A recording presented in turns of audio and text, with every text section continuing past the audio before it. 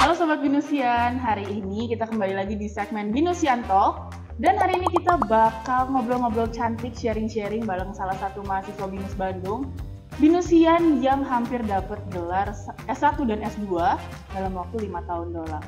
Hai Kak Dila, apa kabar? Baik. Kebetulan Kak Dila ini mahasiswa CP, Creative Partnership dari Binus Bandung. Aku juga mahasiswa CP, nama aku Erika, aku lupa kenalan tadi, nggak apa-apa lah ya guys ya. Apa kabar nih Kak? Baik, alhamdulillah. Gimana kabarnya? Baik.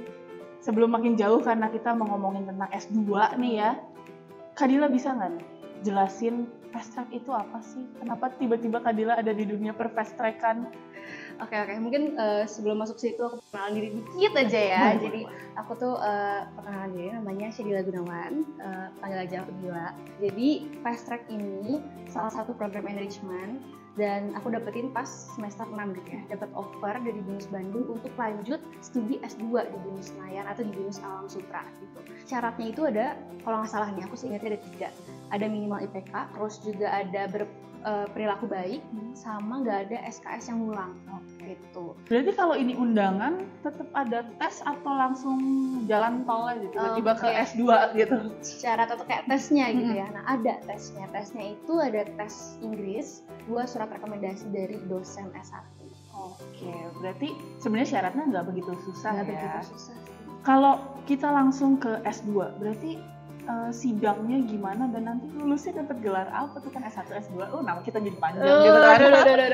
Jadi kalau misalnya untuk gelarnya itu SEMM gitu. Jadi Sarjana Ekonomi Magister Manajemen gitu. Panjang banget tuh guys nama kita ntar. Nah, tadi pertanyaan pertamanya apa? Sorry agak Sidang. lupa. Sidang. Oke. Jadi karena aku ini semester 6, S1-nya itu kan aku sempat juga involved di pembuatan skripsi S1. Nah, tapi karena aku langsung di semester 7-nya lanjut S2, jadi aku nggak sidang skripsi gitu. Siapapun yang fast track tuh kita nggak sidang skripsi S1. Jadi semester 7-nya langsung kelas S2 gitu. Jadi jauh lebih cepet ya? Lebih cepat. Berarti tadi ya pilihannya kan ada 2 tuh kalau fast track, di Alam Sutra sama di Senayan. Iya. Kak Dila ngambil yang di Senayan. di Senayan. Pindah lokasi, pindah lingkungan, adaptasinya gimana? Temen-temennya gimana gitu? Aku sendiri senang sih di Jakarta karena relasi baru, lingkungan baru pasti lebih excited dong untuk belajar. Menurut aku teman-temannya, lingkungannya tuh benar-benar ngedukung aku untuk kayak berkembang dan kayak tujuannya karir harus lebih baik gitu, kayak harus dapet yang terbaik gitu sih kalau menurut aku. Lebih terpacu ya, Lebih karena terpacu. teman-temannya juga istilahnya kayak mereka juga lari-lari, kita Iya. harus ikut lari-lari gitu ya. Bener banget lari. Kalau dari pertemanannya sih menurut aku mirip-mirip ya. Cuman di S2 tuh kayak kita lebih dipaksa gitu ya untuk fokus secara teori maupun praktikal dan kayak harus bener-bener paham gitu, bener-bener sama mata kuliahnya gitu. Jadi nggak bisa tidur di kelas ya. Udah gak bisa sama sekali. Lebih banyak sukanya atau dukanya nih dari fast track? Kalau menurut aku sih agak 50-50 ya. Jadi tentu suka duka itu pasti ada. Kalau misalnya sukanya kayak teman-temannya keren-keren, bener-bener ambisius, jadi kayak terpaksa kita juga harus berlari tadi sama gitu kan. Terus juga dosen-dosennya juga hebat-hebat banget gitu ya, pengalamannya, kadang mereka juga sharing tentang pengalamannya. Analytical thinking kita tuh benar-benar lebih diperas karena kan di S2 ini kita bikin jurnal lah, tesis lah, itu jauh lebih deep dibanding skripsi kalau menurut aku gitu ya. Nah kalau untuk dukanya nih, mungkin karena aku gak begitu sering baca buku gitu ya, jadi bahasa jurnal tuh lumayan challenging buat aku gitu, karena harus bahasa Inggris lah dan bener-bener tulisannya kecil-kecil banyak gitu kan. Aku tuh nol banget sih waktu itu pas lagi masuk S2 tuh baca terkait jurnal itu, bahkan aku nggak tahu cara citasi atau kayak searching jurnal itu gimana. Tapi dari overcome itu, cara overcome aku ya dengan berlatih gitu kan.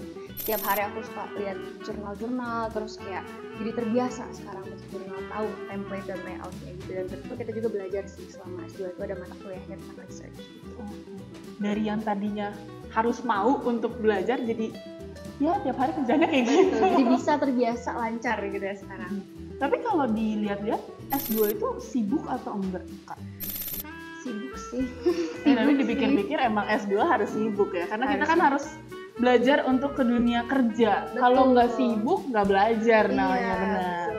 dibilang sibuk, kakak sambil magang atau part time atau kerja gitu misalnya, dan how to manage your time sebenarnya, karena kan kalau pasti susah nggak sih bagi-bagi waktunya ya. Lumayan sibuk ya.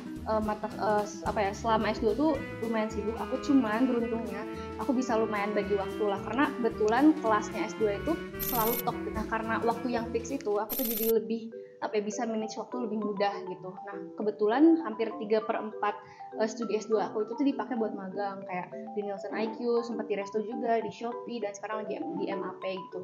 Dan sekarang aku cuma lagi nunggu itu sih sidang akhir, jadi semoga doain aja, minta dukungannya buat lulus gitu. 3/4 dipakai magang guys, bukan kuliah, tapi kuliahnya tetap lancar. Ya, udah mau sidang akhir, udah mau lulus. Nah, aku pengen tanya nih, khusus buat aku juga sebenarnya, karena aku mahasiswa CP yang bentar lagi juga mau fast track, tau kak. Wejangannya apa nih, sepatah dua patah kata buat yang kayak aku kan sebenarnya belum ke dunia fast track gitu. Apa yang harus aku lakukan dan tidak boleh aku lakukan, atau misalnya teman-teman yang masih galau mau ikut fast track, takut apa gitu, apa wejangannya nih buat mereka? Itu wajar banget sih ya, karena dulu juga aku kayak ada khawatir untuk level up diri gitu kan. Nah, tapi menurut aku kalau emang kita mau komitmen dan kayak mau, yang intinya mau kemauan sih, itu gak usah pikirin, kayak gak usah overthinking. Walaupun itu wajar ya overthinking, tapi kalau nanti kita udah jalanin pun tahu-tahu udah beres kayak sekarang aku gitu kan. Jadi nggak usah banyak mikir, kalau emang ada opportunity ambil aja, karena nggak ada yang namanya penyesalan kalau kita selalu opportunis gitu. Betul. Jadi intinya teman-teman harus komitmen sama apa yang udah diambil, konsisten juga. Betul. Jangan overthinking kebanyakan. Kalau ada kesempatan ambil aja teman-teman, karena kesempatan suka nggak datang 2 kali. Betul. Teman-teman, kita udah ada di penghujung Binusian Talk.